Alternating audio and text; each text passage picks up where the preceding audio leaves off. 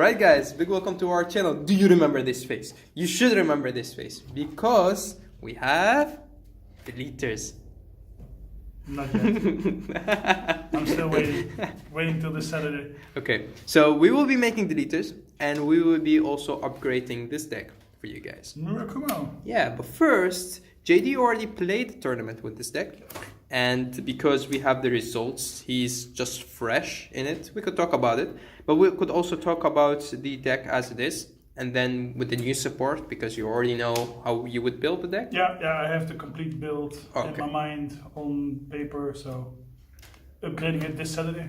All right, nice. So we'll be showing you this deck first, and then soon, after some playtesting, we'll also show you the deck with the new support. So, also Deletors. Remember, when there's Deletors, there's JD. And not only Deletors, also swatch out. Yeah? Yeah. Right, nice. All right, let's jump into the deck. So, as you know, that we are switching actually between two formats on how we do the deck profiles. It's easier for you guys to keep up with the deck if we do it like this, but if you enjoy the older format more, where we show cards separately, we could also do that. Right. Just let me know. First, you can see the build, how it is already. My trigger lineup, one big mess, works for me. You don't have to copy that, but we'll talk about that later. So, first of all, your normal starter, draw a card, best starter, only starter, and your 4 Excel markers, because you need them. Yeah. Do you play more than 4? I don't play more than 4. If the game goes longer and I have 4 Excel markers, most of the time I don't even have the cards on hand to occupy those circles. Right. So you could call the grade 3 on a circle better than riding it. Yeah. Most of the time I won't go any further than 2 circles, maybe a third. But 4 markers I generally don't fill up, because you don't. You can call triggers there and then it becomes a 15k attacker, but nah. Yeah, I think even with the new support, if you ride the wrong grade 3 first, then you go back to him and then you ride into his newer brother, Sangeki. Then you still need 3, and then if you have to ride the 4th one, then sure. 3's enough, 4 is just to make sure. For shits and giggles. Yep. If you can do it, you can do it. If needed. Sometimes you do end up with too much cards in your hand, and if you could ride, why not? Just exactly. So for the grade 3s, 4 Sangeki, no, I wish it was 4 Sangeki, 4 Sambaku, and 4 Musashi. He's amazing. Stops your opponent from riding, and sometimes stops your opponent from standing altogether. So just a beast. Musashi is also a beast, makes you guard with 2 cards or more. So your opponent really needs to drop hand to guard this guy. And for now I still play 2 of the Mandala Lord. These 2 are my go-to first rides, because this is early game pressure and this is just to commit to field without having to use my hand. Late game it can also be a good finisher, because I don't have the hand, and then I can just fill up my circles with cards from deck. Exactly. So, and then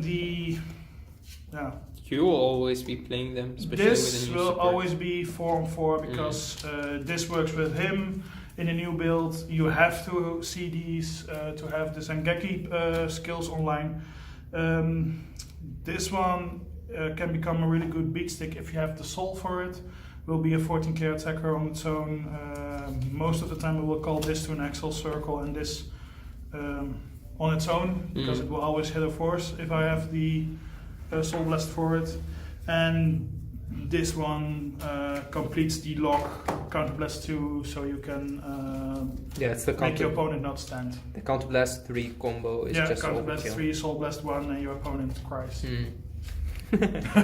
Pretty much. Pretty much. Yeah. So going to my last grade 2, I still run now the Fushimi, because it can get it can give the ability to a unit, so you can get rid of the annoying back rows. The Kaguro countercharger is a good example. I will always try to attack that one. And again, it's a 14k beat stick. if you have 4 more records, so that's also pretty good. It's pretty much a solid grade 2. You could actually replace it with anything you want because it's not necessary to have in the deck. But when sometimes tag, like let's say 1 or 2 copy of it in every deck, it's good because your opponent would not expect him. Especially with the new support coming up, your opponent would think, oh, you would definitely play these and you want to try some new ones, so you take him out.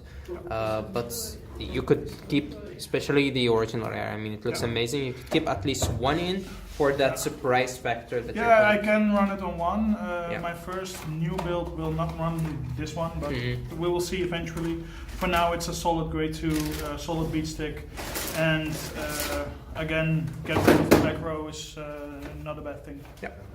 So the grade 1 lineup, I play 4 of the reds because it builds field, makes kind of a decent column with his own, but call him as a booster, call the other mouse from your deck onto an Excel marker for 14k column, 14k Excel unit, so that's fine. Play the, I have to try his name, 1 second. The Shiji Mamaru. I think the old 8k. Yeah, it was the old 8k. Now when it boosts, it gives 2 of the same units 3k power. So if you have multiple copies of him or multiple copies of him on the field, you can power them up. That's why you play the 4-ups. That's why I play the 4-ups, exactly. This was on 3, because I run 1 less grade 3 before, but I want to see him as often as possible, because this is, for now, it's like a really good finisher. Yeah, the good thing about Mura is your opponent would not rush you, because they really don't want to get locked as the 3 counterblast. And pretty much your early game doesn't really, you don't have to use counterblast. I mean, use it, but you can use it, don't have to. You don't have to. And sometimes when you get the right combo and your opponent would be locked, then pretty much they can't do anything about it. So they would not rush you. So you could actually play this much grade 3s without getting punished.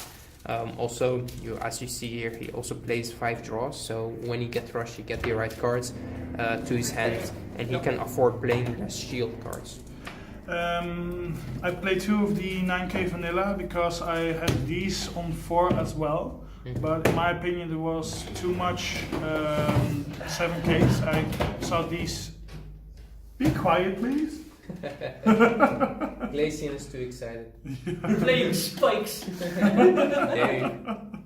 So I will add these on 4, so I'm too often need to ride it as my grade 1 target. Being on a 7k, okay, they can start rushing me. I don't mind that at all, but sometimes it is too much, especially against Neo Nectar. If I ride this, I won't survive the rush, so that's why I still have 2 of these, because a 9k is solid. I have my opponent has to call a booster behind it if they are on grade 1 and want to deal damage to me. Yeah. And if they don't want to do damage to me, that's fine. I will not use any counterblast, and I will be 1 damage less on losing, basically. So now my wonky trigger lineup, I want to explain why I did this. I played this deck a lot at my locals, and most of the people knew my trigger lineup. So I want to try something else because I want to keep my opponent guessing what kind of triggers I have. So 4 heals, 4 crits, 3 fronts and 5 draws. 5 draws because I do want to see some of my combo pieces. This one I want to keep in deck, but I definitely want to see this one on hand. So that's why I run 5. One game I saw 3 of my PGs in my damage, 1, 2 and 3, so got a really healthy hand. My opponent saw I didn't have any perfect guards anymore, start rushing me, so that was the end of him. 3 fronts, because late game a front can be really game changing if I have 2 or 3 Excel markers and just a full field. And crits still ends games. The thing is, when you have the mixed front crit combo, it's better because your opponent cannot expect anything. When he sees fronts, he sometimes would take your Vanguard attack, especially when you lock them for a turn. Yep. When you lock them for a turn, they can't do much. and you can just kill them with a crit. You attack with a Vanguard, and if they are at 4 damage, sometimes they gamble on saying, okay, I will let it through, especially if they see this and they see that, they think, okay, he plays less crits. Yep. Which he actually does, but still 4. If you have 3 on deck, you could drive check 1, and that would end your opponent. Especially combining the crit with a Musashi This is really painful. It's painful. But also, I won a game because I powered up my Musashi, but gave the crit to the easy guardable column. So they needed to guard with this one with 2 cards, and the crit they didn't want to take it because they were on 4 lives. So they guarded with the with a pretty tiny hand. They guarded the crit and took the Musashi, bringing them to 5. I had lots of heal triggers on hand and just enough guard value. So next turn they couldn't do anything. They only had 2 attacks because I cleaned up the field. Was against Narukami, I believe.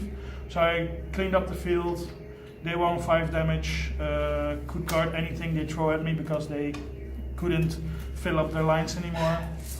And because they took him next turn, I could just throw my whole field full, and they just didn't have the guard value. So putting a trigger on a little bit easier guardable target can be the correct play to do. What he meant is actually when you put the crits on the easy column, your opponent would pretty much, you're actually psyching them out to take the only 1 damage.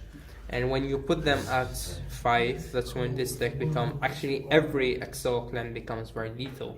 Because if you get a front trigger, or if you don't get a front trigger but you have 2 Excel markers, on the field, so you have 5 attacks and they have to guard all 5. And you have 1 of these out, or 2, that will be just the end of your opponent.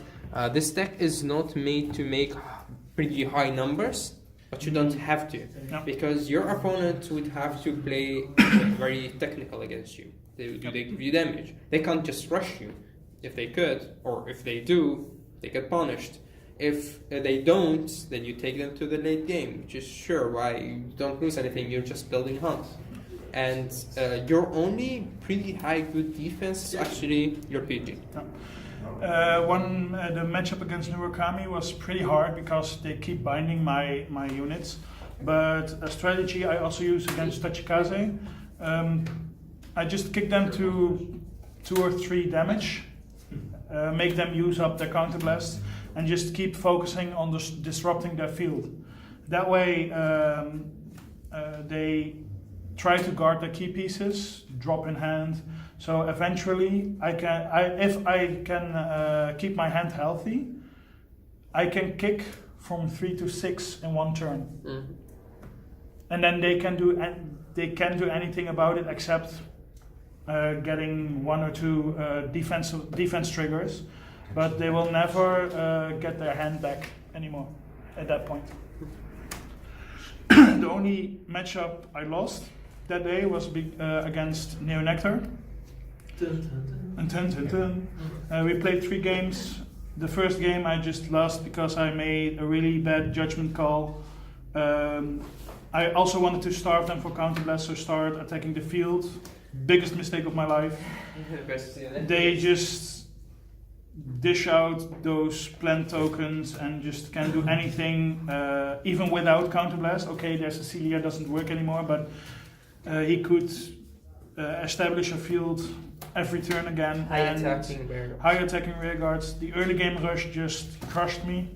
Second game I played against Neo Nectar, I won because I just were lucky with my crit triggers, and I could play a bit better against it because I anticipated a lot better to guard early game, so I took more damage late game. And the third match I just lost because I bricked with this on hand, and no defense. No defense. So yeah, that's if you have a lot of grade 3 on hands and the grade 1, yeah, you just lose. Yeah, you're actually not really playing defensively. You're playing on the fact that your opponent really doesn't want to rush you. If you're in a meta where everybody is playing more kind of a rush deck, so let's say Narukami is a big thing, if Spike Brother is a big thing, if Neonectar stays a big thing, then you're pretty much will brick with this deck. But if we stay out the format that we have, or Cutting Tank and Angel Feathers and those decks that win a lot, especially against Protect and other Excel clans, would be okay.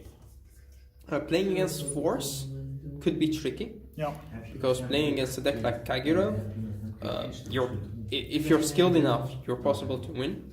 But if playing against a deck like Neonectar, then you're actually, with this build, you're... let's say it's a hard matchup for you. Yeah, because really you don't have the. If you have your triggers on your hand to guard in the early game, then you're already losing your triggers that you need to win your games. Yep. And that would mean that you don't have your combo pieces. So it's different, but depend on your hand. And the thing is, when I start playing this deck, I often go for the lock when I have 3 damage. Mm-hmm. Most of the time, I will only consider the full lock when I am at 4, so they can starve me for counterblast. Well, I will always have 1 counterblast to do at least something, color unit, copy something, or copy him, just so my deck isn't dead, and not vanilla. And also you keep some hand.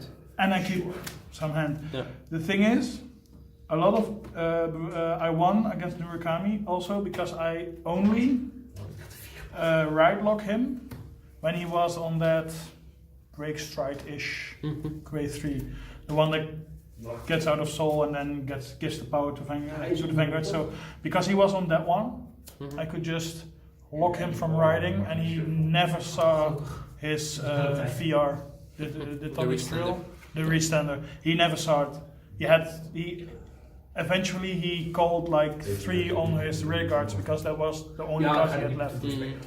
So also against Oracle Think Tank, okay, if they need to first ride their Imperial Daughter, they will never see a second one. I will keep them from riding the whole goddamn game.